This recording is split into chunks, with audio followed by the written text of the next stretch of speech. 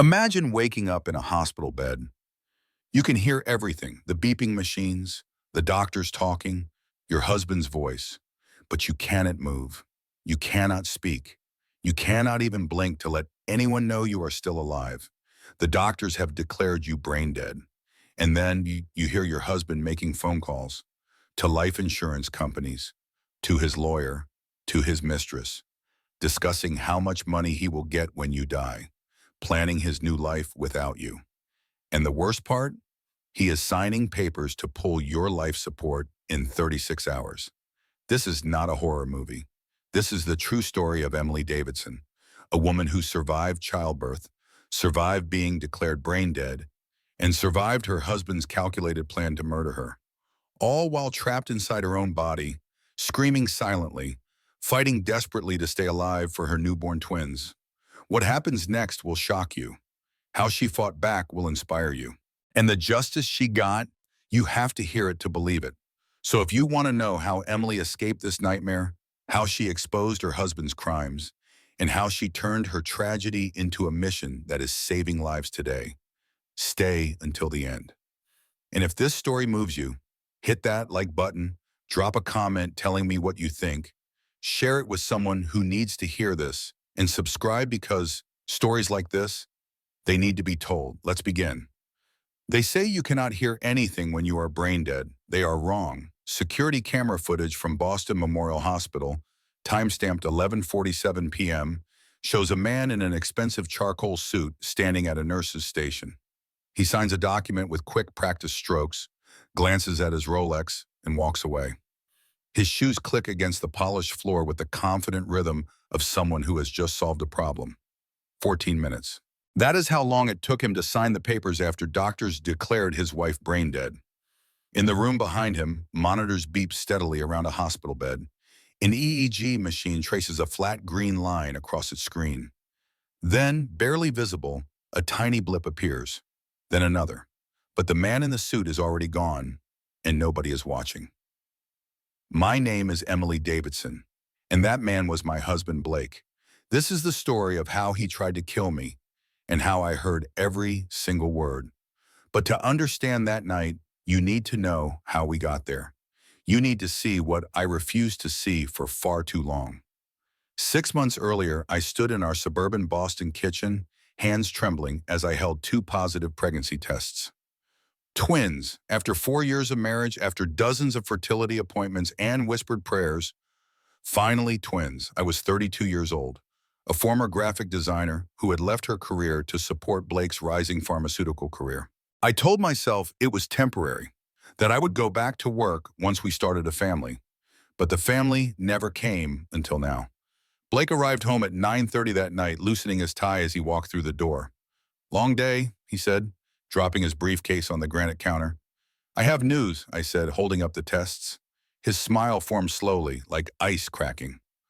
"Wow, that is great, Em. Really great." "You do not sound excited." "I am, just surprised. The timing." He pulled out his phone, already distracted. "With the promotion coming up, things at Medicorp are crazy."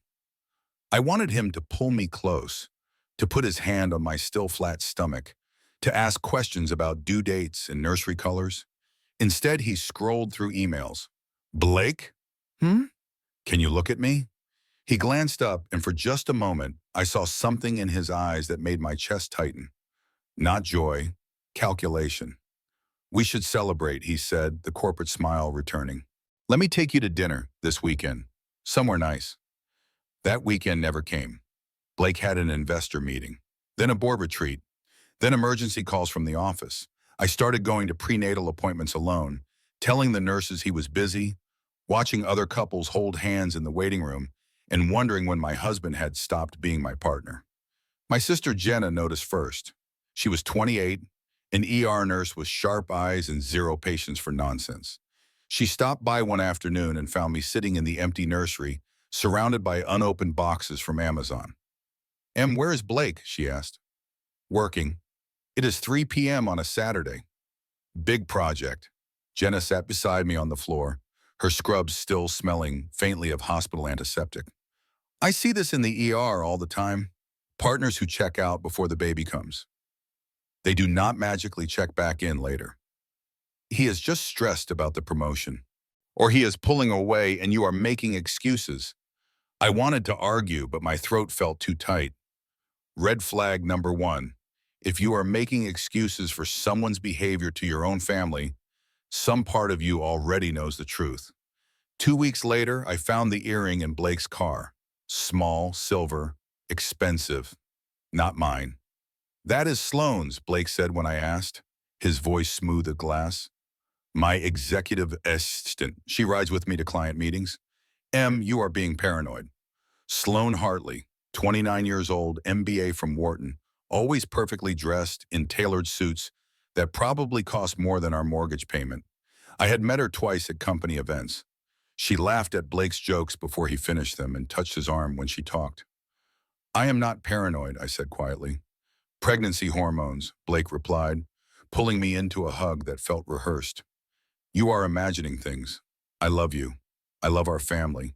But that night, I noticed our joint savings account had been moved to a new investment fund, one I could not access without Blake's signature. Better returns, he explained when I asked. Trust me. Red flag number two. When someone tells you to trust them about money, they have moved out of your reach. Stop trusting them. At 37 weeks pregnant, my body felt like a fragile container for two growing lives. The twins moved constantly, little feet pressing against my ribs, little fists pushing against my stretched skin. I whispered to them at night, telling them their father was brilliant and busy, but that he loved them deeply. I repeated it so often I almost convinced myself it was still true. Then came the night everything shattered. I woke at 2 a.m., a sharp pain radiating through my abdomen. Contractions, too early, too fast, too strong. I reached for Blake's side of the bed, empty. I grabbed my phone, called him 3 times, straight to voicemail. I texted, baby emergency, hospital now. The message showed read at 2:14 a.m., no response. I called Jenna, my voice shaking. Something is wrong. I am coming, she said. Call 911 if you need to. Do not wait for him. But I waited 5 more minutes, staring at my phone, willing Blake to call back, to rush home, to prove I had not married a stranger. He never did. Jenna arrived in 12 minutes, helping me into her car, one hand on my back as another contraction doubled me over. Forget him, she said, voice fierce. I have got you. As we drove through dark Boston streets toward the hospital, I realized Jenna's words held a truth I had been avoiding for months. Blake was already gone. I just had not admitted it yet. The hospital loomed ahead, lit up against the night sky like a beacon. I did not know then that I would almost die there. I did not know Blake would sign papers to finish what my failing body started. And I had no idea that I would be awake for all of it, trapped inside my own body, screaming silently while my husband planned my death. Boston Memorial Hospital's emergency entrance blazed with fluorescent light as Jenna pulled up at 2:43 a.m. An orderly appeared with a wheelchair before we even opened the car door. How far apart are contractions? A nurse asked as they wheeled me inside. 3 minutes, I gasped. Maybe less. Weeks? 37 twins. The nurse's expression shifted from routine to concerned. Get Dr. Pierce, now. Everything became a blur of bright lights and urgent voices. They transferred me to a gurney, started an IV, wrapped a blood pressure cuff around my arm. The numbers made the nurse frown. 170 over 110, she said quietly to someone. Preeclampsia? Dr. Nathan Pierce arrived in rumpled scrubs, his gray hair standing up like he had been asleep. He was 45, old school, the kind of doctor who remembered patients' names and trusted his instincts more than computers. Emily, he said, his voice calm despite the chaos, your blood pressure is dangerously high, and the baby's heart rates are showing distress. We need to monitor you closely. Where is your husband? On his way, I lied. Jenna shot me a look but said nothing. They moved me to a labor and delivery room. Monitors surrounded the bed, beeping in frantic rhythms that matched my racing heart. Twin A's heart rate kept dropping, spiking, dropping again. At 4 a.m., Blake finally walked in. His suit was wrinkled, his tie crooked, and he smelled like perfume I did not recognize. He held a Starbucks cup. Sorry, he said. Phone died. A nurse whispered to Jenna, "Is he the father or the auditor?" Jenna did not laugh. Blake stood by the door, shifting his weight, checking his phone. Not the dead one, apparently, a different one. "Blake," I said through gritted teeth as another contraction hit. "I need you." "I am here," he said, but his eyes were on the screen, thumbs moving. Dr. Pierce entered, checked the monitors, and his expression darkened. "Mr. Davidson, your wife is in critical condition. We may need to do an emergency cesarean section." "Okay," Blake said, not looking up. "Blake!" Jenna's voice cracked like a whip. "Put the phone down." He glanced at her, irritation flickering across his face. "I am handling something important." "Your wife is the important thing," Jenna said. Red flag number 3. In emergencies, people show you their true priorities. Believe them. At 6 a.m., everything went wrong at once. Twine's heart rate plummeted and stayed down. My blood pressure spiked to 190 over 115. Alarms shrieked. Doctors and nurses flooded the room. "We are going to surgery now," Dr. Pierce announced. "Mr. Davidson, you can scrub in or wait here." "I will wait," Blake said immediately. They wheeled me down a hallway that seemed endless, fluorescent lights flashing by overhead. Jenna ran alongside the gurney holding my hand. "I am not leaving you," she said. "They will have to drag me out." "Ma'am, only the father can be in the OR, a nurse said. "He chose not to come," Jenna shot back. "I am family too." "Hospital policy. I am sorry." The last thing I saw before the OR doors closed was Jenna's face, furious and terrified, and Blake in the hallway behind her, on his phone again. The operating room was freezing and blindingly bright. They placed a curtain across my chest so I could not see the surgery. Dr. Pierce's voice came from somewhere beyond my feet, steady and professional. "Starting the incision." Pain exploded through my abdomen despite the anesthesia. Something was wrong. I could feel too much. "Blood pressure dropping," someone called out. 60 over 40. "Bleeding heavily," Dr. Pierce said, urgency creeping into his voice. "Suction. I need more suction." "First baby is out, boy." A thin cry, "My son, Mason." "Second baby, girl." Another cry, weaker, "Harper." "She is hemorrhaging. Get me 4 units O negative. Stat." The room started spinning. Voices became distant, muffled, like I was underwater. "BP is 40 over 20. She is not responding. Amniotic fluid embolism. Code blue. We need crash cart." The last thing I heard clearly was Dr. Pierce shouting at Emily, "Stay with us." Then nothing. I woke to darkness and the steady beep of monitors. Except I did not really wake. I could not open my eyes, could not move my fingers, could not speak. But I could hear everything. "Massive brain swelling," and voice said. "Dr. Pierce, the lack of oxygen during the embolism and cardiac arrest. We got her back, but the damage. Is she going to wake up?" That was Jenna, voice breaking. "We need to wait 24 to 48 hours for the swelling to decrease. Then we can assess properly." "But she will recover?" Jenna pressed. A long pause, too long. "I have seen cases like this before," Dr. Pierce said quietly. "The brain is fragile. When it goes without oxygen for that long, the chances of meaningful recovery are very small." "No, no," I wanted to scream. "I am here, I am awake, I can hear you." But my body would not obey. I was trapped inside myself, a prisoner in my own skull. Then I heard different footsteps, confident, impatient. "Dr. Pierce?" Blake's voice. "What is the situation?" "Your wife survived the surgery, but she is not responsive. The CT scan shows significant brain injury. We will know more in 24 hours, but Mr. Davidson, you should prepare yourself." "Prepare for what?"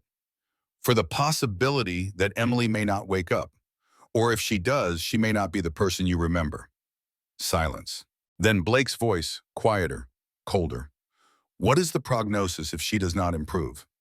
"If there is no neurological improvement after 48 hours, we would likely be looking at brain death." I felt my heart rate spike. The monitor beeped faster. "That is just anxiety response," a nurse said. "Automatic, not conscious." "Not conscious?" I screamed inside my paralyzed body. "I am right here." "And if she is brain dead?" Blake asked. "What happens then?" We would discuss withdrawal of life support with the family. How long would that take? Dr. Pierce's voice held a note of confusion. Mr. Davidson, let us not get ahead of ourselves. We need to wait and see. I'm just trying to understand the process, Blake said smoothly. I need to be prepared for all the scenarios. Footsteps, Jenna's voice, sharp with suspicion. Blake, what are you doing? Talking to the doctor about my wife. Why are you asking about life support withdrawal? She just got out of surgery. Someone has to be realistic, Jenna. Someone has to think about logistics. Logistics? Your wife almost died, your children are in the NICU, and you are talking about logistics? You are too emotional right now.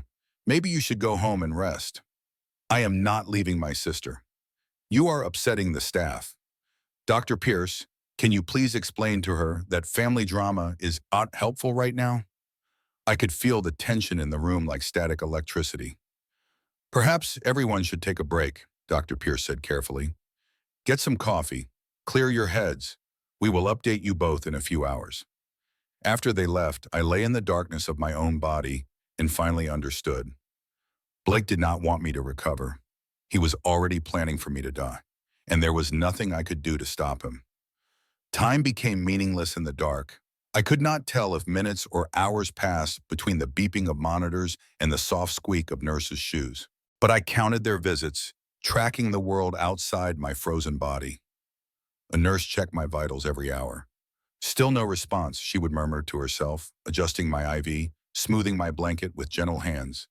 I tried desperately to move. Just a finger, just a flutter of an eyelid. Anything to show them I was still here. My mind screamed commands that my body ignored completely. Around what I guessed was morning, I heard Jenna return. Any change? She asked the nurse. No, honey, I'm sorry. Jenna pulled a chair close to my bed. I felt her hand wrap around mine, warm and solid and real. She whispered. I do not know if you can hear me, but I am here. The babies are perfect. Mason has your nose, and Harper has this tiny dimple in her chin, just like Mom had. They are in the NICU, but they are strong. Fighting, just like you need to fight. I'm fighting, I wanted to tell her. I am fighting so hard. She stayed for an hour talking about the babies, about her shift at the ER, about anything except the machines breathing for me. Then footsteps approached, and her voice changed. Where have you been? Jenna demanded. I went home to shower, Blake said. Your wife is in a coma, and you went home to shower? I need to take care of myself so I can be strong for the family. The hospital social worker recommended self-care. Self-care? Blake, have you even been to see the twins? A pause. Not yet. I wanted to focus on Emily first. Liar. Even trapped inside my body, I knew that was a lie. He had been nowhere near my room for hours. The NICU is on the same floor, Jenna said, voice rising. You walked right past it. Do not tell me how to handle this, Jenna. She is my wife. Then act like it. I need you to leave. What? You are too emotional. It is not healthy for Emily or for me. I need space to process this without you hovering and judging every move I make. I am not going anywhere. Security, Blake called out. Security, please. You did not just do that, Jenna said, disbelief sharp in her voice. A security guard appeared. Is there a problem? My sister-in-law is grief-stricken and not thinking clearly, Blake said, voice smooth as silk. She needs to go home and rest, for everyone's safety, including the patient's. Ma'am, the guard said gently to Jenna, maybe some fresh air would help. He is manipulating you, Jenna said. I am a nurse. I know my rights. I have every right to be here. The husband has medical power of attorney, the guard explained. If he requests restricted visitation, we have to honor that. This is insane. Ma'am, please, do not make this harder. I heard Jenna's breath hitch, heard her fighting tears. I will be back. I promise he cannot keep me away forever. Her hand squeezed mine one last time, and then she was gone. Thank you, Blake said to the guard. This has been very difficult. Once we were alone, Blake's voice changed. The concerned husband act dropped like a mask. Finally, David muttered. His phone rang. Hey, yeah, I can talk now. Jenna is gone. Security escorted her out. A woman's voice on the other end. Sloan. How is she? Sloan asked, and I recognized the tone. Not concern, curiosity. No change. The doctors say if she does not improve in the next day or two, we are looking at brain death. Oh, Blake, I am so sorry. It is what it is. It is what it is. Like I was already gone. Like I was a problem solving itself. When can I see you? Sloan asked. Not yet. Too many eyes, but soon, once things are settled. I miss you. Me too. Listen, I need to go. Meeting with the hospital administrator about next steps. He hung up, made another call. Hi, this is Blake Davison. I need to speak to someone about my wife's life insurance policy. Yes, I will hold. My heart would have stopped if the machines were not keeping it beating. He was calling about life insurance, while I lay paralyzed 6 feet away, while our newborn twins fought for life in the NICU. Yes, hello, I need to verify the details of my wife's policy.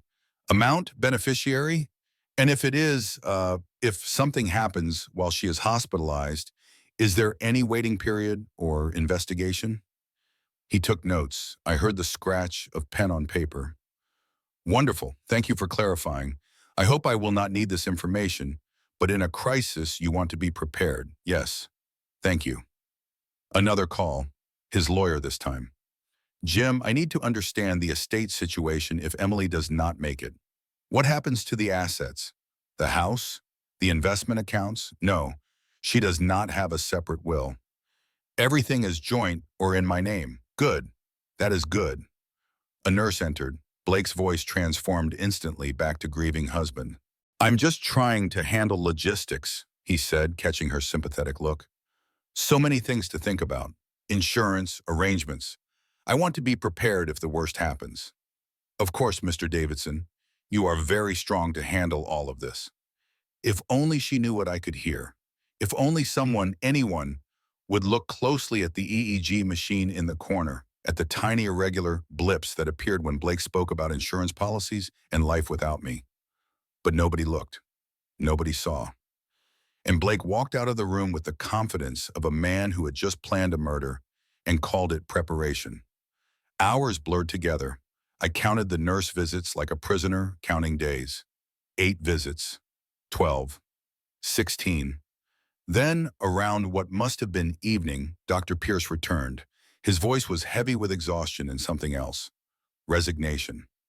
Mr. Davidson, I have completed the 48-hour neurological assessment. And, by every medical standard we have, your wife meets the criteria for brain death. No reflexes, no response to pain, no independent breathing effort. The EEG shows minimal activity, likely just electrical noise. So there is no hope. I am truly sorry. In my 30 years of practice, I have never seen someone recover from this level of damage. Blake was quiet for a moment. Then, what are the next steps? We can maintain life support for a short time to allow family to say goodbye, or we can discuss transitioning to comfort care. There is also the option of organ donation if you want to consider that. How long do I have to decide? There is no rush, 24 hours at least. This is a deeply personal decision. I appreciate that, Dr. Pierce, but I think I already know what Emily would want. She told me once if she were ever in a vegetative state, she would not want to be kept alive artificially. She made me promise. Liar, we never had that conversation. Ever. Are you certain? Dr. Pierce asked. Completely. She was very clear about it. She saw a movie once about someone in a coma, and she made me swear I would never let that happen to her. That is very brave of you to honor her wishes. It is what she would want. I know my wife. You do not know anything about me, I screamed silently. I will have the paperwork prepared, Dr. Pierce said quietly. We will schedule the withdrawal of life support for 6 a.m. tomorrow.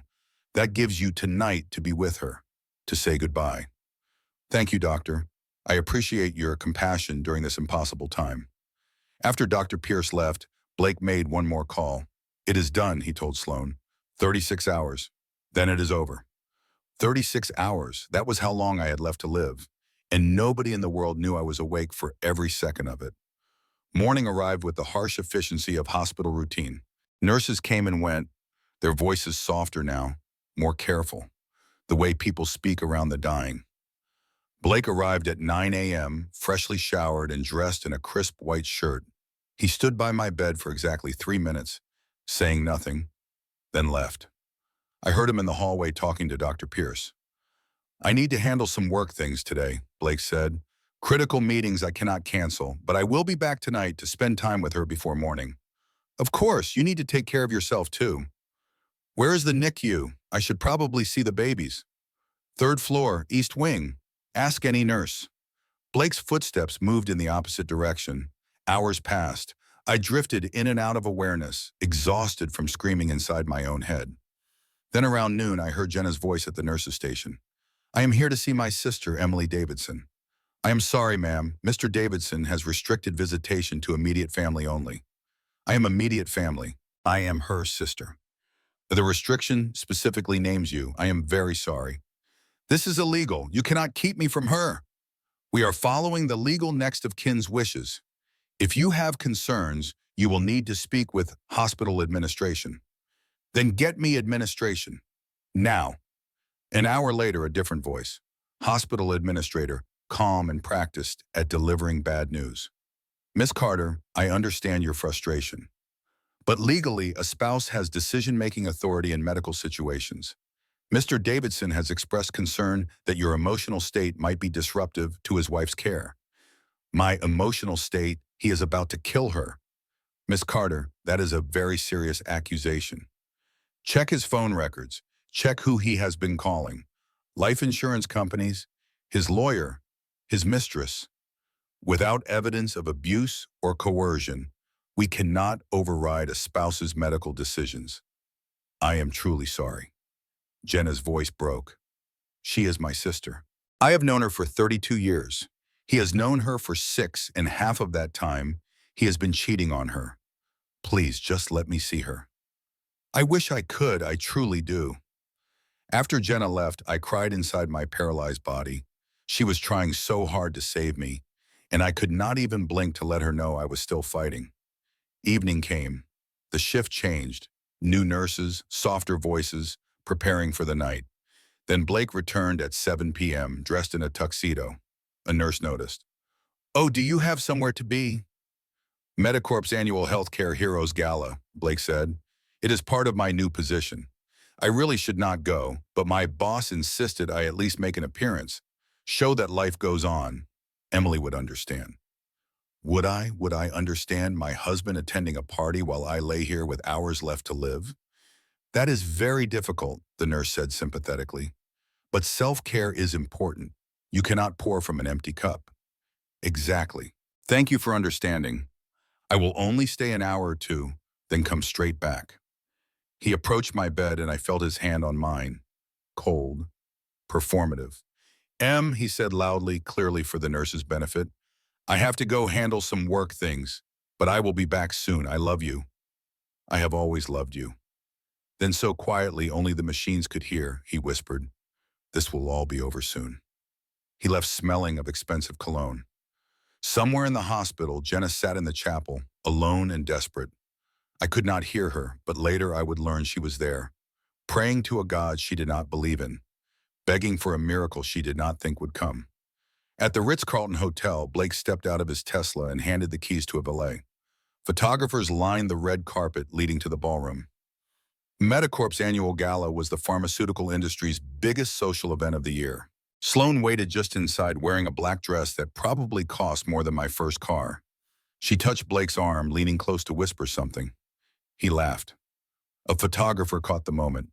Blake Davidson, newly promoted senior vice president, celebrating with his executive assistant while his wife lay dying. They posted it to Medicorp's Instagram at 11:42 p.m., 6 hours before my scheduled death.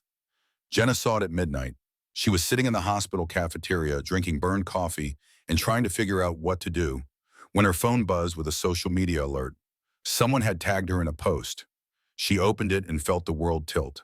Blake and Sloane, laughing, champagne glasses raised. The caption, "Celebrating excellence in healthcare with our newly promoted SVP, Blake Davidson." Jenna called the hospital. "What is Emily Davidson's current status?" "No change, ma'am. Life support withdrawal is still scheduled for 6 a.m. per family wishes. I never agreed to that. Miss Carter, we have discussed this. Your brother-in-law has authority. Jenna looked at her phone again, at Blake's smile, at Sloane's hand on his arm, at the timestamp showing this photo was taken 2 hours ago while his wife lay dying. She grabbed her keys and ran for her car. She arrived at Boston Memorial at 1:30 a.m., 4.5 hours before they would unplug my machines. 4.5 hours before Blake's problem would solve itself. Security blocked the elevator to my floor. Ma'am, you are not authorized. I am invoking medical ethics review, Jenna said, her ER nurse training kicking in. You cannot withdraw life support with documented family objections. I am calling the hospital ethics board right now. The security guard shifted uncomfortably. Ma'am, it is 2 in the morning. Then wake them up, because if you let my sister die without an ethics review, this hospital will be on the news by lunch. I promise you that.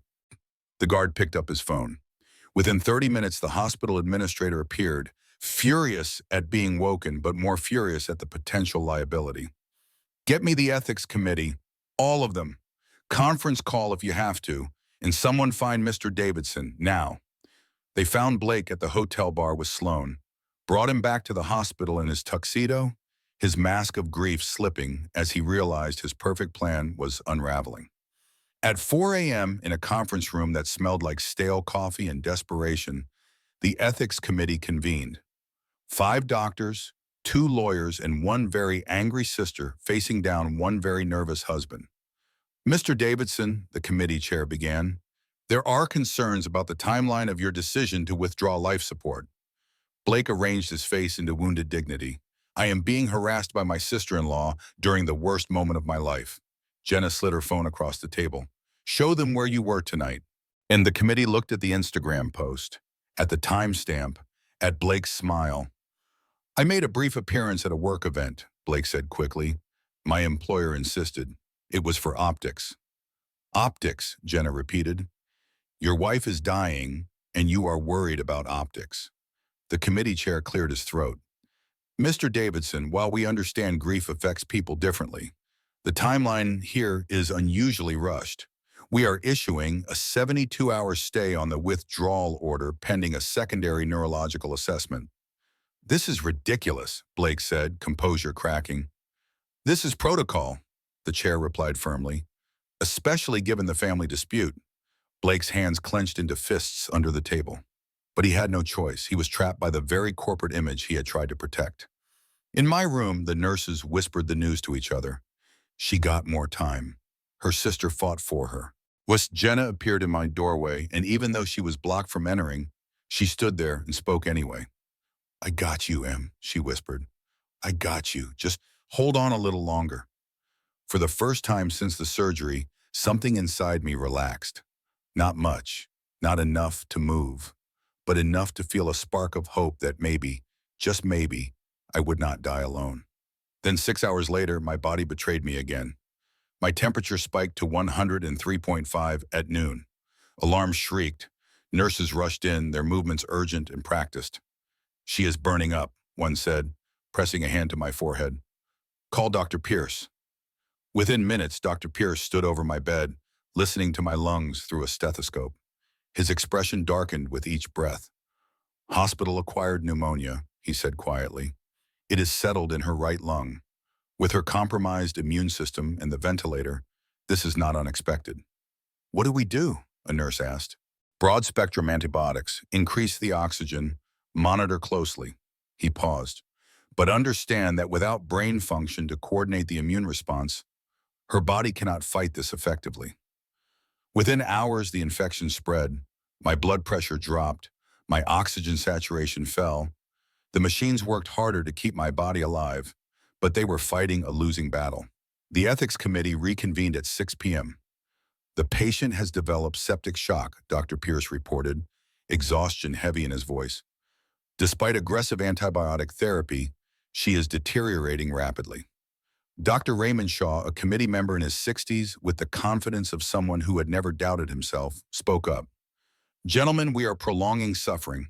Brain death is brain death. The infection confirms what we already knew. Her body is failing because there is no brain directing it. But the initial EEG had some irregularities, said a younger voice. Dr. Rebecca Brooks, the resident who had first noticed something odd about my readings. Artifacts, Dr. Shaw said dismissively. Electrical noise, not brain activity. Should we not repeat the test with better equipment? Dr. Brooks pressed. To what end? Shaw asked. To give false hope to a family that cannot accept reality? The kindest thing we can do is let nature take its course. The committee voted 4-1 in favor of allowing Blake to proceed with withdrawal of life support. Dr. Pierce abstained, his conscience warring with his training. New timeline, 24 hours. Blake was notified.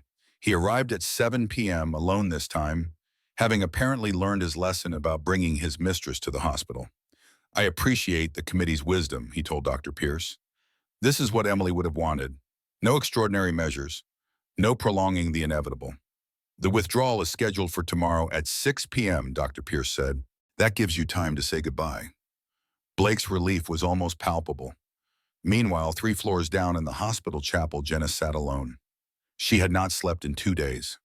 Her ER supervisor had given her emergency leave, but that did not stop the gnawing guilt that she should be working, should be doing something useful instead of sitting here helpless. The chapel was small, just 6 pews and a plain wooden cross. Jenna was not religious.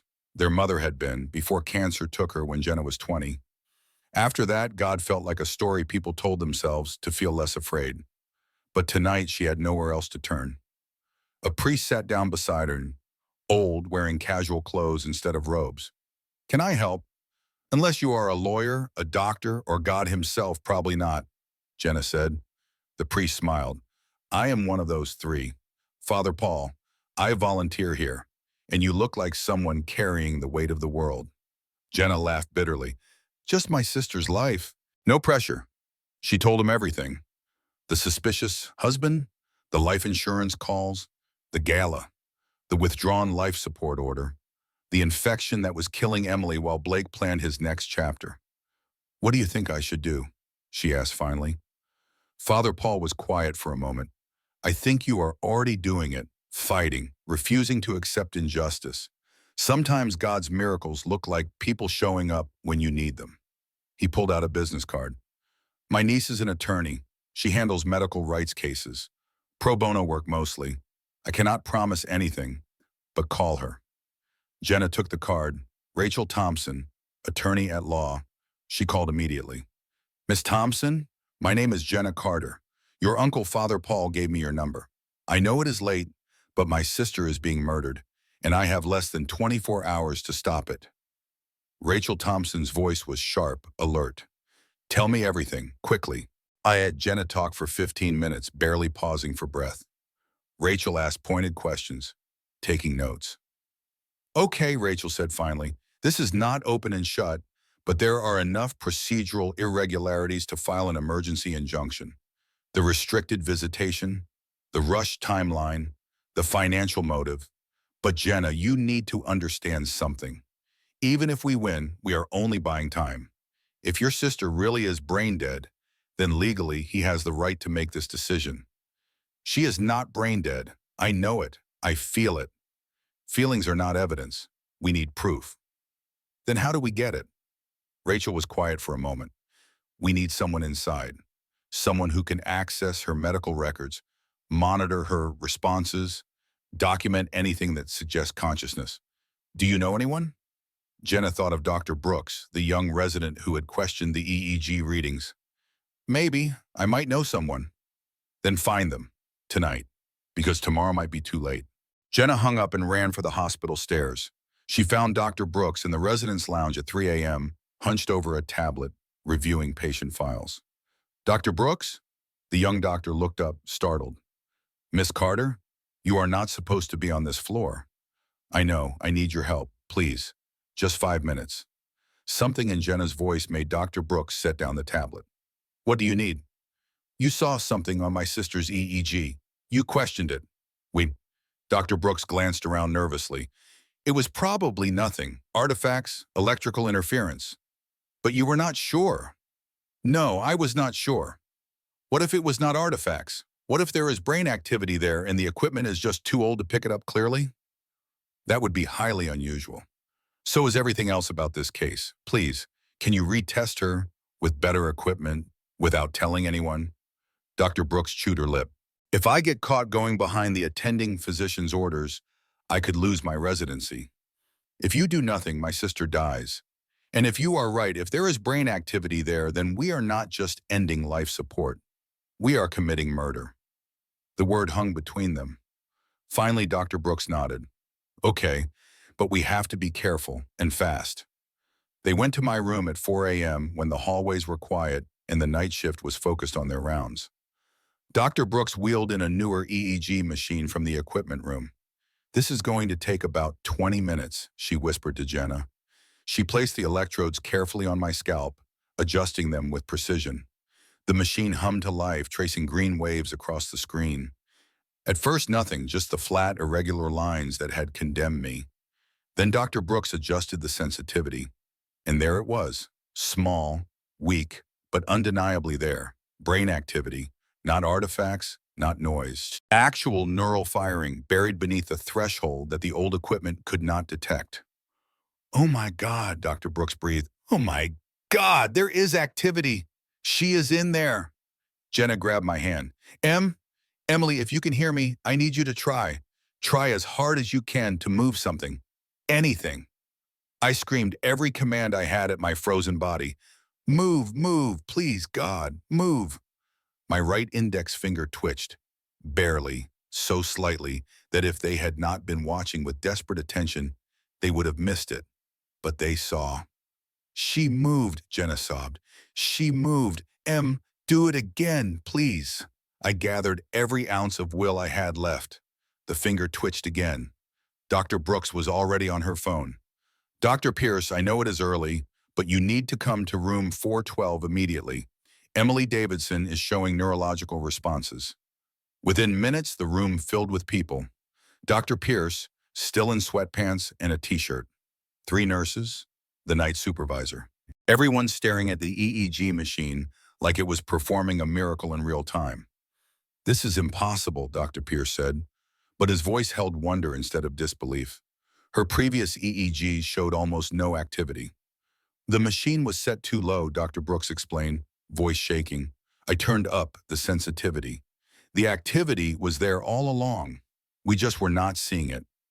Dr. Pierce ran every neurological test he had, pupil response, pain response, auditory stimulation, and slowly, painfully, my body began to respond. Not much, a finger twitch, a slight eye movement, a change in heart rate when Jenna spoke my name. But enough to prove I was not brain dead, enough to prove I had been awake the whole time.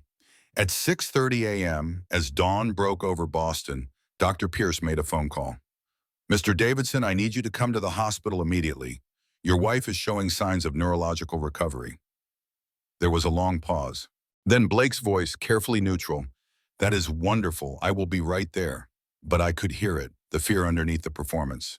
Because Blake suddenly realized his perfect plan had just become his worst nightmare. His brain-dead wife was waking up, and she had heard everything. Blake arrived 40 minutes later, wearing yesterday's clothes and a haggard expression that would have looked like grief to anyone who did not know better. But I knew better now. I knew everything. He stood in the doorway of my room, taking in the scene. Dr. Pierce adjusting monitors. Dr. Brooks documenting every tiny response I gave. Jenna gripping my hand like she might never let go. And the EEG machine showing clear, undeniable brain activity. How is this possible? Blake asked, his voice carefully calibrated between hope and confusion.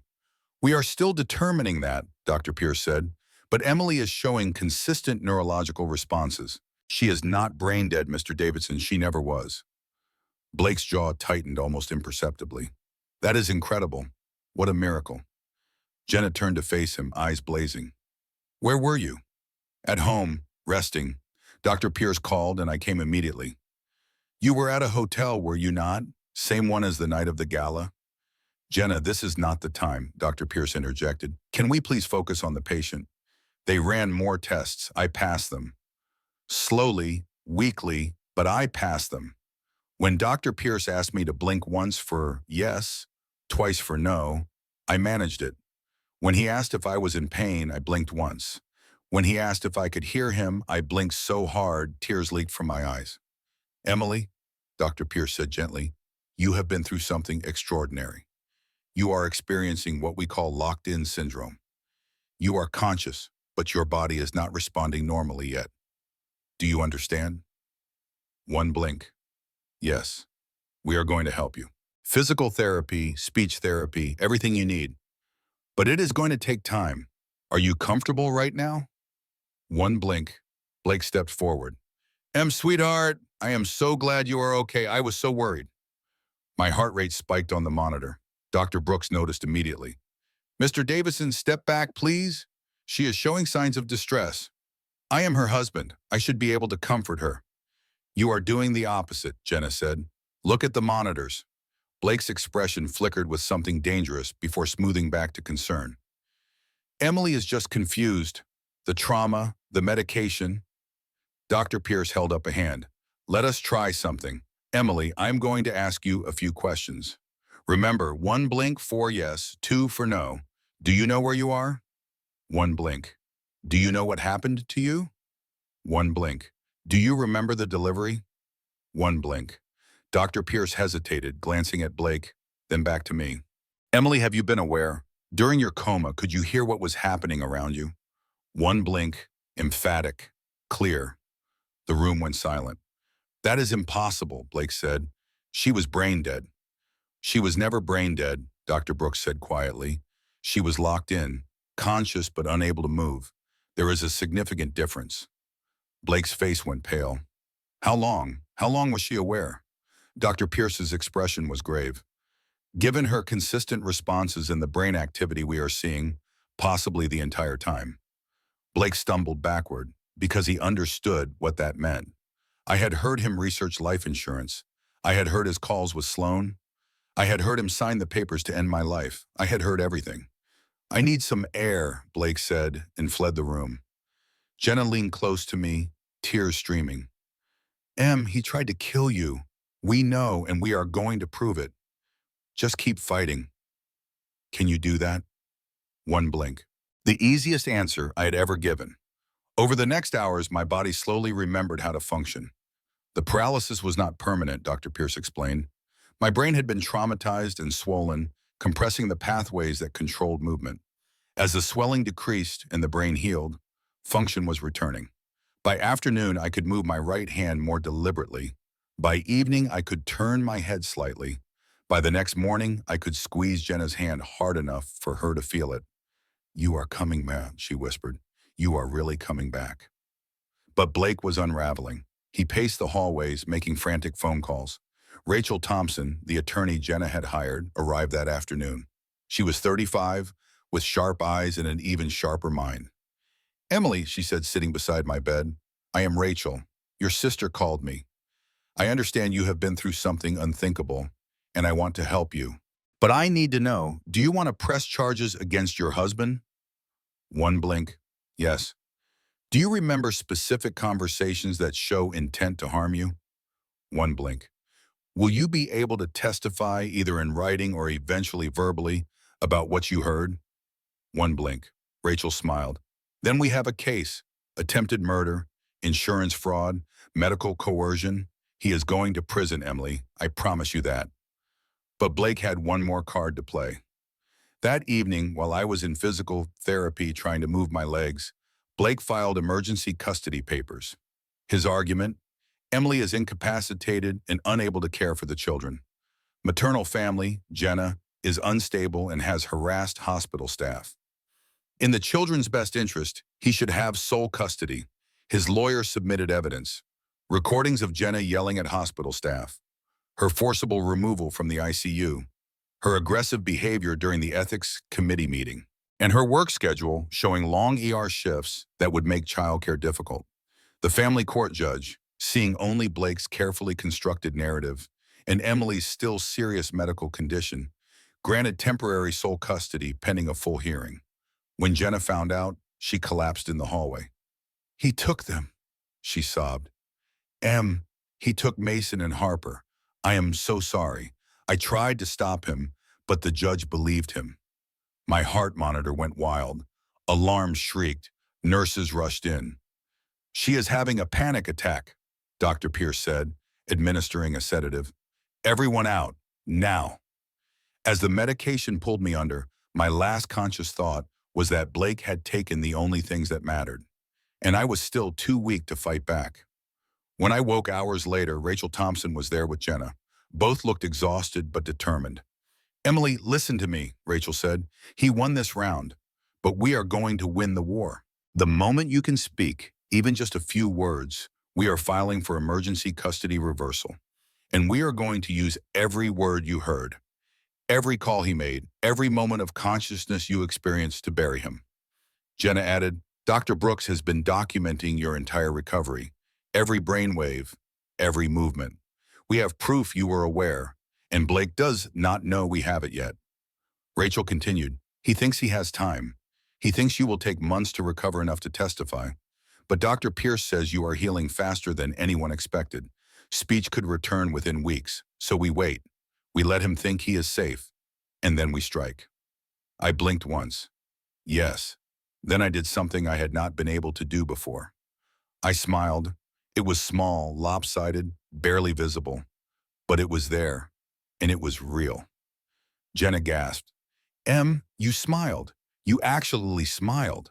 Because for the first time since this nightmare began, I had something Blake did not have. I had the truth. I had witnesses. I had proof. And I had time. Blake thought he had won, but he had only bought himself a few more days of freedom. And I would use every single one of them to prepare for the moment when I could finally say the words that would destroy him. I remember everything. News moves fast in hospitals. By the next morning, every nurse on the floor knew my story. Not from official channels, but from the whispers that traveled through break rooms and supply closets. A woman declared brain dead woke up. Her husband had signed to end life support. She had been conscious the whole time. One nurse, a young woman named Patricia, posted anonymously to a medical ethics forum that night. She did not use names, but the details were specific enough. Woman in Massachusetts declared brain dead after childbirth complications. Husband signed DNR within hours. Family fought it. 72-hour stay granted. Patient developed infection. Withdrawal rescheduled. Then young resident noticed EEG irregularities. Turned out patient was conscious the entire time. Locked-in syndrome. She heard everything, including husband discussing life insurance and estate planning while she was supposedly brain dead. What are the legal implications here? The post exploded. Medical ethicists weighed in. Lawyers analyzed the scenario. Patient advocates expressed outrage. Within 12 hours, it had been screenshot and shared to Twitter, to Reddit, to Facebook groups about medical malpractice and domestic abuse. Brain dead pregnant wife wakes up started trending. Local news picked it up first. Channel 5 sent a reporter to Boston Memorial asking for comment. The hospital's public relations team went into damage control mode, refusing to confirm patient names but acknowledging a remarkable recovery case currently under review. But the internet is very good at finding what people try to hide. Someone recognized Medicorp from vague details in the story. Someone else remembered Blake Davidson's promotion announcement. A third person found the Instagram photo from the gala and connected the timing. By day 3 of my recovery, Blake's name was public, and social media tore him apart. Hashtag justice for Emily trended nationwide. People dug up his LinkedIn profile, his company bio, photos from corporate events. They found the photo of him with Sloan at the Bola, timestamped 6 hours before my scheduled death. This man was drinking champagne while signing papers to kill his wife. His wife was awake and trapped in her body while he planned her funeral. He has custody of those babies, custody. Someone call CPS. Medicorp's board held an emergency meeting. Their newly promoted SVP was now a social media villain, his face associated with attempted murder and insurance fraud. Their stock price dropped 3% in one day. Blake was placed on immediate leave to focus on his family during this difficult time, the official statement read. But everyone knew it was because his presence had become toxic. Sloan Hartley was also quietly fired. Position eliminated due to restructuring. She deleted all her social media accounts within an hour. Inside my hospital room, I watched this unfold on Jenna's phone, my reading ability slowly returning along with my other functions. Each new headline, each angry comment, each shared post felt like vindication. But Blake was not done fighting. He hired Margaret Chen, one of Boston's most expensive defense attorneys. She arrived at the hospital 3 days into the media storm, all business in a charcoal suit. Mr. Davidson has been unfairly vilified by social media mob mentality, she announced to the reporters camped outside. He made heartbreaking decisions based on medical advice from qualified professionals. His wife's remarkable recovery is a miracle we all celebrate, but it does not make him a criminal. There is no evidence of intent to harm. She was good, very good. Rachel Thompson gave her own statement the same day. Emily Davidson was conscious during every moment her husband worked to end her life. She heard him call insurance companies. She heard him discuss estates with lawyers. She heard him tell his mistress it would all be over soon. That is not following medical advice. That is premeditated, attempted murder.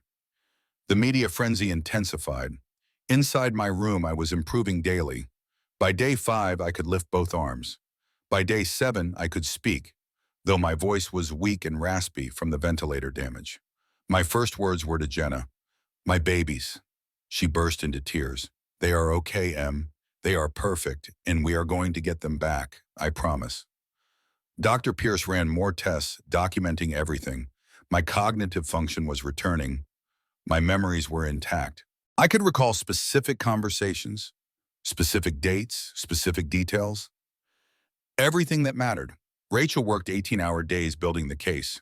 She subpoenaed Blake's phone records showing dozens of calls to life insurance companies and estate lawyers in the 72 hours after I was declared brain dead. She got Blake's text messages, including the one to Sloan saying 36 hours. She found the hospital security footage showing Blake leaving my room and heading not to the NICU, but directly to the parking garage, still in his tuxedo from the gala. Most damning, she had Dr. Brooks's documentation. The old EEG machine had been set too low. Blake's push for quick withdrawal, the timing of his decisions. "We have everything," Rachel told me. "But Emily, you are the key witness. When you are ready, you will need to testify to tell a judge exactly what you heard. Can you do that?" I nodded. Then, using the speech therapy exercises Dr. Pierce had taught me, I said slowly, "I remember every word." 2 weeks after waking from my locked-in state, I could walk with assistance. 3 weeks in, I could hold my babies. Jenna brought them during supervised visitation, the only kind Blake's custody order allowed her. Mason and Harper were 4 weeks old, tiny, imperfect, and completely unaware of the war being fought over them. I held them against my chest, felt their weight, smelled their clean baby scent, and cried. Not from sadness anymore, from rage. Blake had tried to take this from me, tried to take everything, and he almost succeeded. "We go to court in 2 days," Rachel reminded me gently. "Emergency hearing to reverse the custody order. Are you ready?" I looked down at my children, at Mason's serious eyes and Harper's tiny fist curled around my finger. "Yes," I said, my voice stronger than it had been. "I am ready." The courtroom was packed. Media filled the gallery, though cameras were not allowed. Blake sat with Margaret Chen at the defense table, wearing a Navy suit and an expression of wounded dignity. I entered in a wheelchair, still too weak to walk the full distance. Rachel pushed me to the plaintiff's table. Jenna sat in the front row behind me, her hand on my shoulder. Judge Patricia Morrison, a woman in her 60s with a reputation for hating nonsense, called the court to order. "We are here for an emergency custody modification hearing in the matter of Davidson versus Davidson. Ms. Thompson, you called this hearing. Proceed." Rachel stood. "Your Honor, Emily Davidson was wrongly deemed unable to care for her children based on medical incapacity that no longer exists. She has made a miraculous recovery and is now able to testify on her own behalf. Additionally, we have evidence that Mr. Davidson attempted to end his wife's life for financial gain, which we believe makes him unfit for custody." Margaret Chen rose. "Objection, Your Honor. These are inflammatory accusations without criminal charges filed." "Charges are pending." "Pending," Rachel countered. But this hearing is about custody, not criminal liability. The question is simple. Which parent is fit to care for these children? Judge Morrison leaned forward. Miss Thompson, I am going to allow your client to testify. But if this devolves into a criminal trial preview, I will shut it down. Understood? Understood, Your Honor. Rachel helped me stand. I gripped the wheelchair arms, took 3 shaky steps to the witness stand, and sat.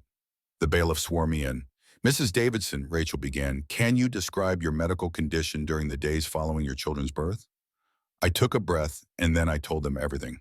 I described waking in darkness, unable to move, but able to hear. I described Blake's phone calls, his research into life insurance, his conversations with Sloan. I described the DNR signing, his fabricated story about our supposed conversation about life support, his absence at the gala while I lay dying. The courtroom was absolutely silent.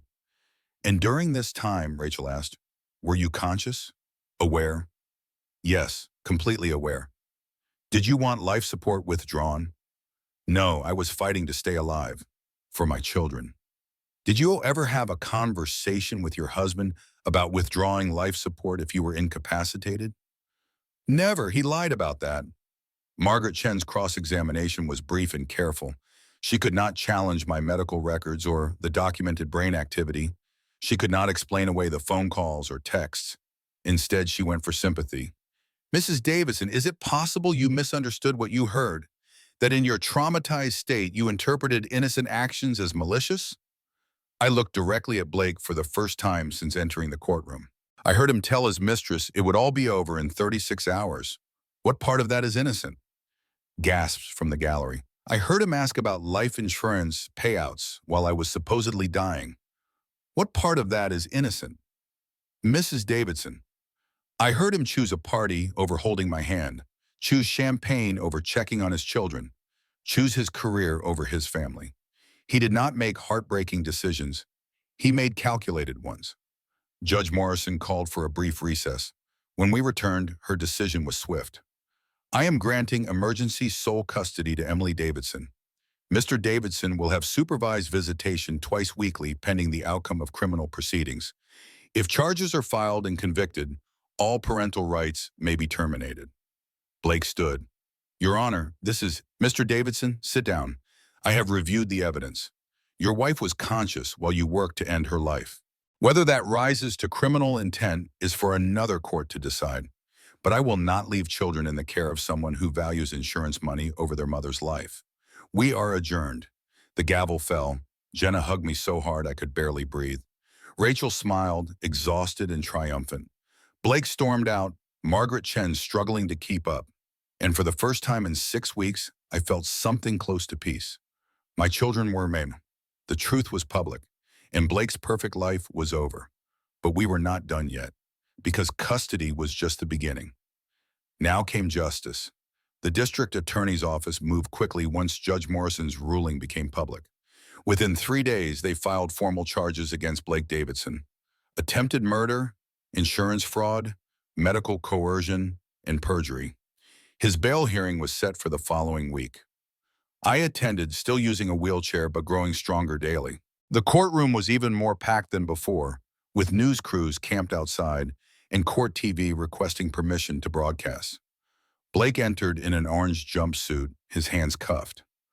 The transformation from polished executive to criminal defendant was jarring.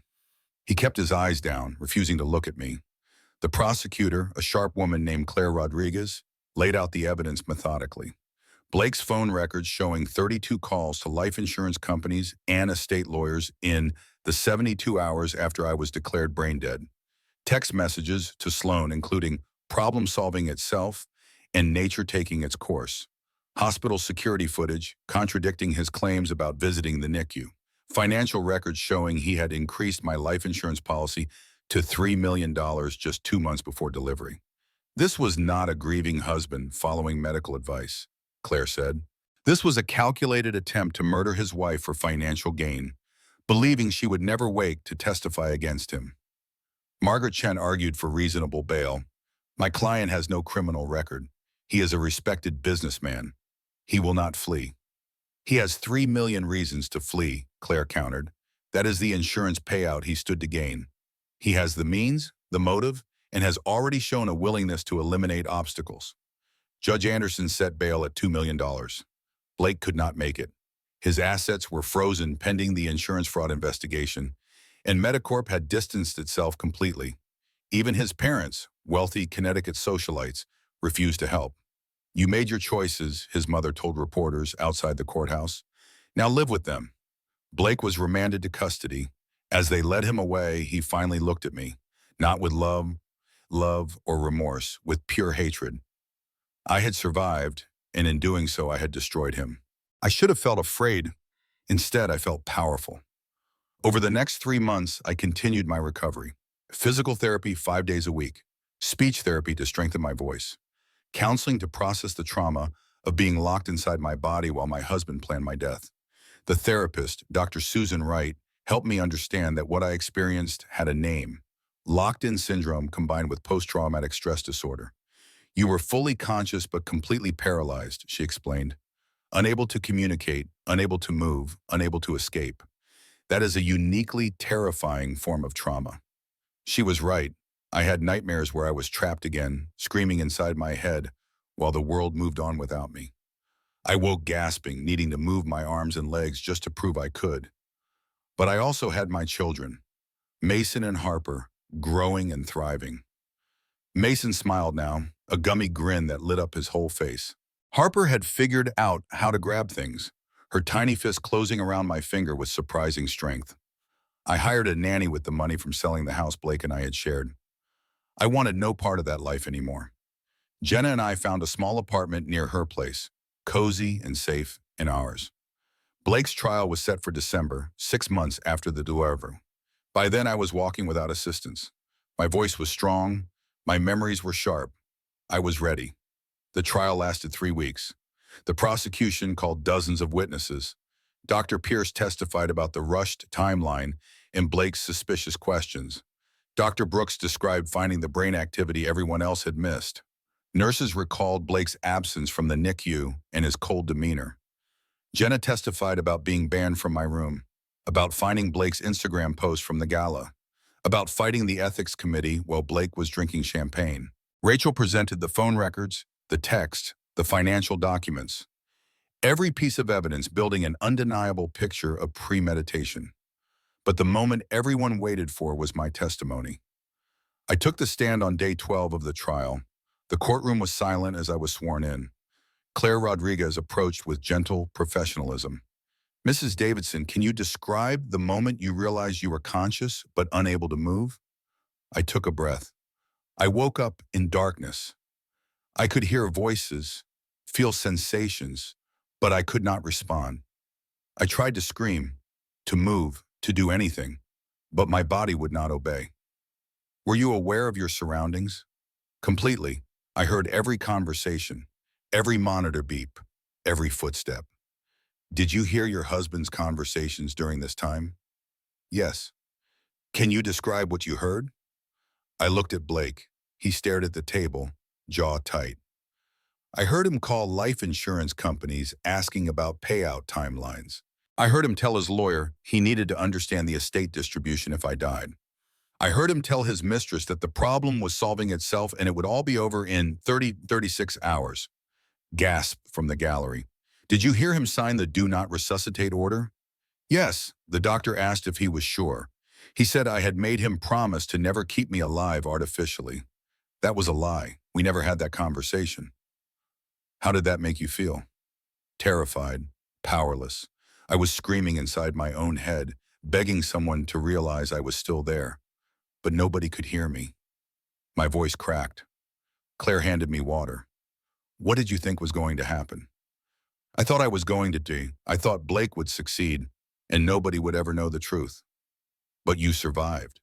Because of my sister, because of Dr. Brooks, because people fought for me when I could not fight for myself.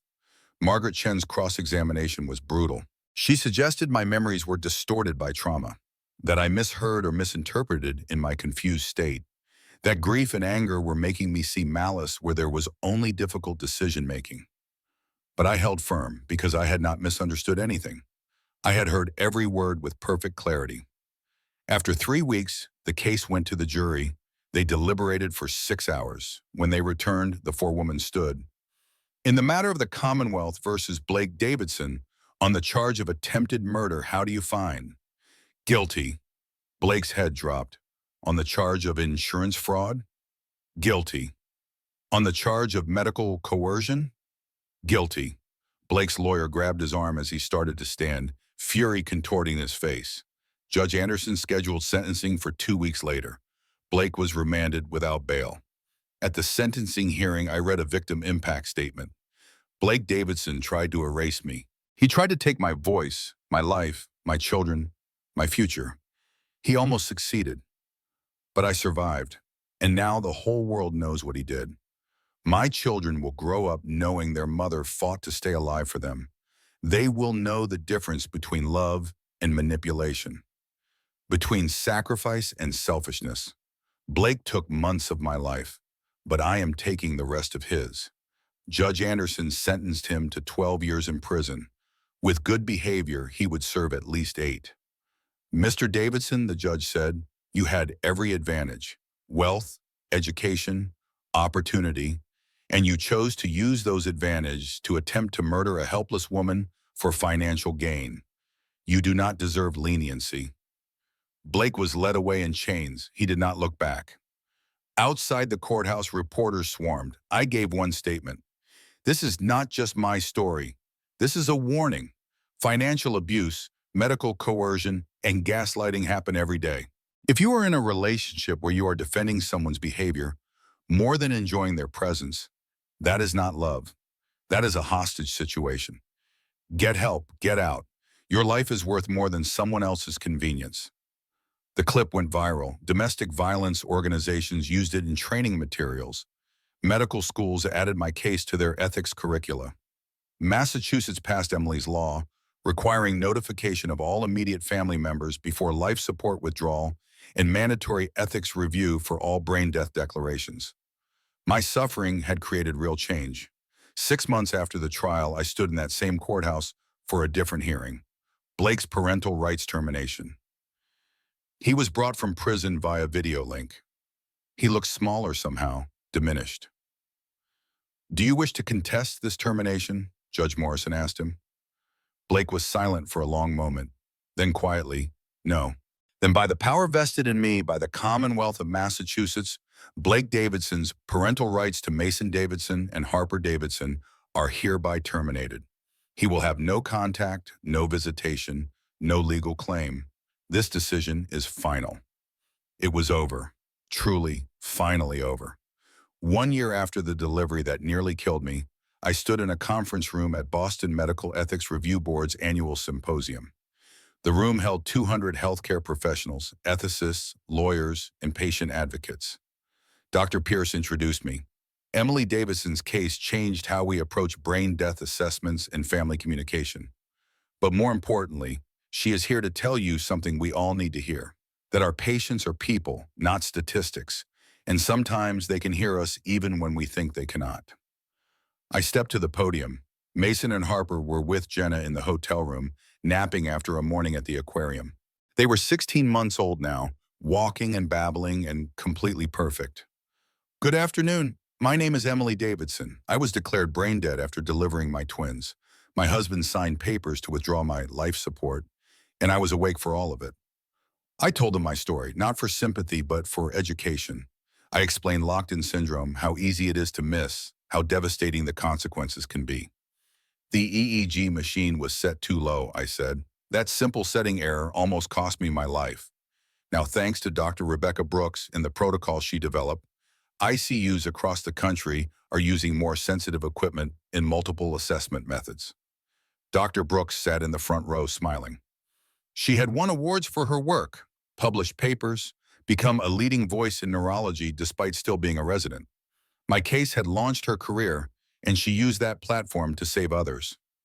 But equipment is only part of the solution, I continued. The other part is listening to families. My sister knew I was in there. She felt it. She fought for me when everyone else accepted the diagnosis. Listen to the families. They know their loved ones. They sense things medical tests might miss. I paused, gathering my thoughts. There is something else I want to address: domestic violence, financial abuse, medical coercion. These things hide in plain sight, especially in wealthy, educated families. People think abuse looks like visible bruises and screaming fights, but sometimes it looks like a man in a tailored suit signing papers to end his wife's life while she listens helplessly. The room was absolutely silent. I ignored red flags for months: the distance, the missing money, the perfume on his clothes. I made excuses because I wanted to believe in the man I married. But the man I married never existed. That was a performance. And by the time I realized it, I was pregnant and vulnerable, which is exactly when abusers escalate. I looked around the room. If you are a healthcare provider, watch for signs: a partner who controls all medical decisions, who speaks for the patient, who isolates them from family. These are warnings. If you are someone living this, I want you to know your instincts are right. If you feel unsafe, you are unsafe. Leave. And if you cannot leave safely, call the National Domestic Violence Hotline, 1-800-799-7233. They can help. The audience applauded, but I was not done. Finally, I want to talk about recovery. People expect miraculous recoveries to be complete and instant. They are not. I still have a limp. My right hand does not work quite right. I have nightmares. I see a therapist twice a week. Recovery is not a destination. It is a journey. And some days, that journey is hard. I smiled, feeling the truth of what I was about to say. But hard is not the same as hopeless. I am alive. I am raising my children. I am creating meaning from trauma. That is enough. You do not have to be perfect to be whole. The standing ovation lasted 2 full minutes. Afterward, people lined up to speak with me. Doctors thanking me. Survivors sharing their stories. Medical students asking questions. One young woman, maybe 25, waited until everyone else had left. "Mrs. Davidson, I just wanted to say thank you. I have been with my boyfriend for 3 years. He controls all our money. He convinced me to quit my job because it was too stressful. He checks my phone, and I kept telling myself it was because he loved me. But listening to you, I realize it is not love. It is control." I took her hands. "What is your name?" "Melissa." "Melissa, leaving is hard and scary, but staying is harder and scarier. Do you have somewhere safe to go?" "My mom's, but he will be so angry." "His anger is not your responsibility. Your safety is. Can I give you my lawyer's number? Rachel Thompson. She can help you leave safely." Melissa took the card with shaking hands. "Thank you. Thank you so much." 6 months later, Melissa sent me a photo, her standing outside a new apartment, holding a diploma. She had gone back to school, gotten her teaching license, rebuilt her life. "You saved me," her note said, but I had not saved her. She saved herself. I just showed her it was possible. That is what I do now. I speak. I teach. I share my stories so others can recognize theirs. The hospital where I nearly died hired me as a patient advocate. I train staff on family communication and medical ethics. I sit with families facing impossible decisions and help them navigate the system that almost killed me. I write too. My memoir, Locked In, became a bestseller. Not because people love trauma, but because they need hope. They need to know that terrible things can happen, and you can still survive them. You can still build something beautiful on the other side. Mason and Harper are 3 now. They know simplified versions of the story. Mommy got very sick after they were born. Daddy made bad choices. But Mommy got better, and now they are safe and loved. Someday I will tell them everything. When they are old enough to understand. When they ask the questions I know will come. But for now, I focus on the present, on bedtime stories and playground visits, on teaching them to be strong and kind and brave, on showing them what real love looks like. Jenna is their favorite aunt, of course. She moved into the apartment above ours so she could help with childcare between her ER shifts. She never married, never had her own children, but she loves Mason and Harper like they are hers. They are ours, she corrects me when I say this. Family is not just blood, it is who shows up, who fights, who stays. She is right. Dr. Pierce retired last year, but we still have coffee monthly. He struggles with guilt about almost missing my consciousness. I tell him every time, you were doing your best with the information you had. You corrected course when you learned more. That is all anyone can do. Dr. Brooks and I co-authored a paper on locked-in syndrome detection. She sent me the acceptance letter from the New England Journal of Medicine with a note. None of this happens without you. But I know the truth. None of this happens without all of us. The sister who would not give up, the young doctor who questioned orders, the lawyer who fought for free, the nurses who whispered my story until the world listened. We saved each other. The morning of my keynote speech at the National Medical Ethics Conference, I woke at 6 a.m. to the sound of tiny feet running down the hallway. Harper burst into my room first, her dark curls bouncing. "Mama, up! Pancakes!" Mason followed more cautiously, clutching his stuffed elephant. "Aunt Jenna says we are having blueberry ones." I pulled them both into bed with me, breathing in their clean morning scent. 3 years old, healthy, safe, alive. Everything Blake tried to prevent. Did Aunt Jenna say that? Well, we better not keep her waiting then. In the kitchen, Jenna stood at the stove, still in her scrubs from her night shift at the ER. She had come straight here instead of going home to sleep, because that is what family does. They show up. "Big day," she said, flipping a pancake. "You nervous?" "Terrified," I admitted. 5,000 people will be watching the live stream. 5,000 people who need to hear what you have to say. She slid a plate in front of me. "Eat. You will do great." After breakfast, after getting the kids dressed and dropped off at preschool, after going over my notes one more time, I stood backstage at the Boston Convention Center. Through the curtain, I could see the massive auditorium filling with doctors, nurses, lawyers, and patient advocates from across the country. Rachel Thompson found me in the wings. "Ready?" "As I will ever be." "Remember what we talked about. Tell your story, make them feel it, then give them the tools to prevent it from happening to someone else." The moderator introduced me. "Our keynote speaker today needs no introduction. Emily Davidson survived what medical professionals call locked-in syndrome after childbirth complications. But more remarkably, she survived her husband's attempt to end her life while she was conscious but unable to move. She has turned her trauma into a mission, ensuring no patient ever again goes unheard. Please welcome Emily Davidson." The applause was thunderous. I walked onto the stage, my slight limp barely noticeable now after 3 years of physical therapy. I took my place behind the podium and looked out at 5,000 faces. "Good morning. 4 years ago, I died. Twice, actually. Once on an operating table when my heart stopped during an emergency C-section, and once when a doctor declared me brain dead and my husband signed papers to end my life." The room was silent, attentive. The difference between those two deaths is simple. The first one, medical professionals fought to bring me back. The second one, nobody was listening closely enough to realize I had never really left. I told my story, all of it. The locked-in syndrome, the conscious paralysis, Blake's phone calls about insurance, the gala, Jenna's fight, Dr. Brooks's discovery, the awakening, the trial. But then I shifted. I am not here to be your tragedy. I am here to be your teacher, because my case revealed systemic failures that put patients at risk every single day. I clicked to my first slide. Equipment sensitivity.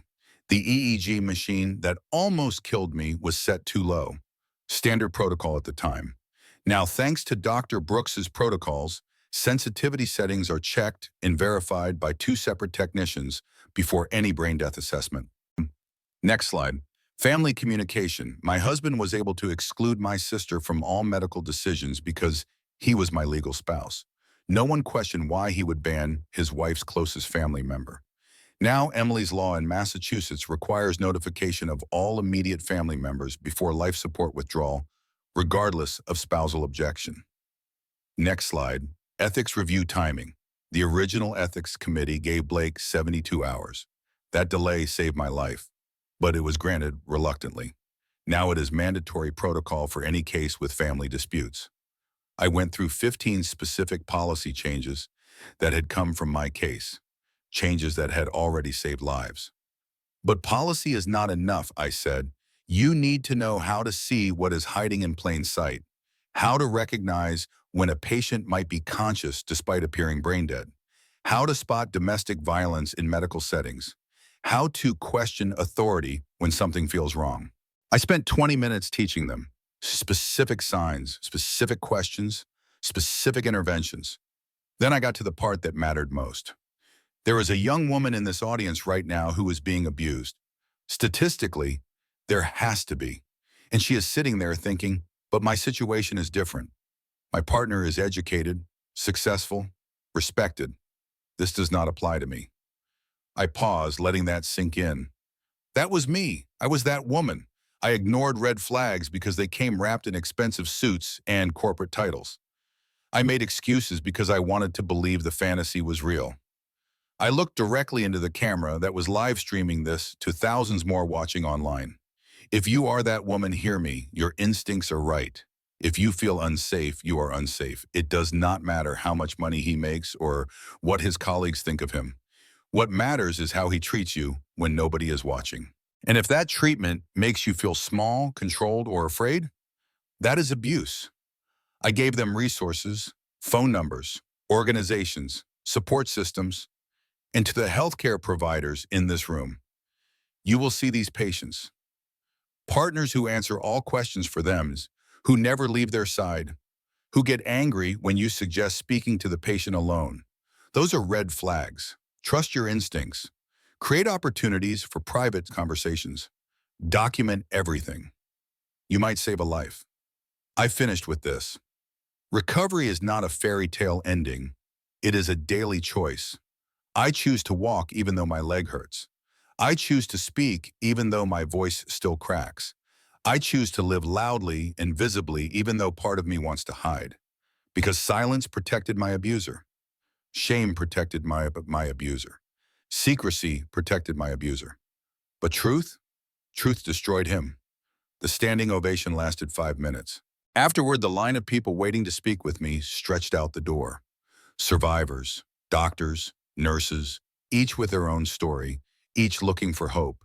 One older woman, maybe 60, handed me a photo, a young woman in a hospital bed, unresponsive. My daughter, she said, 5 years ago, brain death diagnosis. We fought it. They said we were in denial. We lost. She wiped her eyes. After hearing your story, I requested her medical records. The EEG sensitivity was set too low, just like yours. I held her hand. I'm so sorry. Do not be sorry. Be loud. Keep telling your story because you are giving meaning to hers. That is what I do now. I give meaning to suffering, mine and others. I run a nonprofit called Second Voice. We provide free legal advocacy for families facing life support decisions. We train healthcare workers on recognizing locked-in syndrome. We fund research into better diagnostic tools. And we support domestic violence survivors with children, because leaving is twice as hard when you are protecting someone other than yourself. Mason and Harper are my why. Every speech, every training, every late night reviewing cases, I do it for them, and so they grow up in a world slightly safer than the one I almost died in. Blake is still in prison. 4 years down, 4 to go. He writes letters occasionally. I never open them. Rachel screens them for legal relevance, then shreds them. Last month, his mother reached out. She wanted to meet her grandchildren. I declined, politely but firmly. Your son tried to kill me so he could spend my life insurance money with his mistress. You called that trauma publicity stunts in social media hysteria. You chose your son over the truth.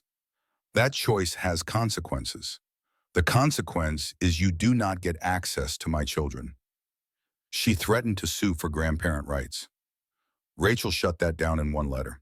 Some bridges, once burned, should stay ashes. But other relationships surprise me. Dr. Pierce walks with us at the park sometimes, pushing Harper on the swings while Mason shows him bugs.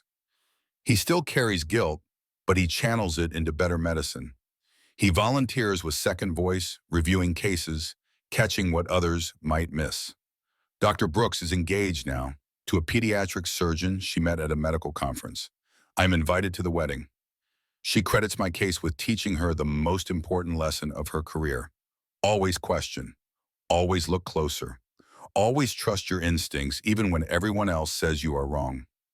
Jenna is dating someone, a firefighter named Marcus who makes her laugh and does not mind that her niece and nephew are her top priority. He came to Sunday dinner last week, and Mason immediately recruited him for a game of hide and seek. Harper climbed into his lap during a movie. "I think they like him," Jenna whispered to me. "I think I like him too." Family is not just the people you are born to, it is the people who show up, who stay, who fight for you when you cannot be for yourself. Last week, I got an email from Melissa, the young woman I met at the symposium 3 years ago. She is a teacher now, dating someone new, happy. "I wanted you to know," she wrote, "that I am paying it forward. I volunteer at a women's shelter. I tell them my story. I tell them yours. And I watch their faces change when they realize, if we survived, they can too." That is the real legacy, not the laws that bear my name or the protocols that save lives. It is the chain reaction of survival. One person escapes, tells their story, helps another person escape. On, multiplying hope. I am not special. I am not uniquely strong or brave. I am simply someone who survived and decided to make that survival mean something. If you are listening to this story and you see yourself in it, please hear me. You can survive too. Whether it is medical trauma, domestic violence, or any other darkness that makes you feel trapped and voiceless, you can fight your way back to the light. It will not be easy. Recovery never is. But it is possible. I am living proof. My name is Emily Davidson. I was declared brain dead. I heard my husband try to kill me. I survived. I fought back. I won. And now I am using every day of this second chance to make sure others get theirs too. Because the best revenge is not anger or bitterness. It is living well, loving deeply, and refusing to let anyone's cruelty make you small. I used to be a woman who made excuses for her husband's behavior. Now I am a woman who speaks truth to power. I used to be a woman who ignored red flags to keep the peace. Now I am a woman who teaches others what those red flags mean. I used to be a woman trapped inside her own body, voiceless and helpless. Now I am a woman whose voice reaches millions. Blake tried to silence me forever. Instead, he gave me a story the world cannot stop listening to. Thank you for being part of that story. Thank you for bearing witness. And if you need it, thank you for taking what you learned here and using it to save yourself or someone you love. You are not alone. You are not weak. You are not trapped. You are simply waiting for your moment to fight back. And when that moment comes, I hope you remember my story and think, if she survived, so can I. Because you can. I promise you can.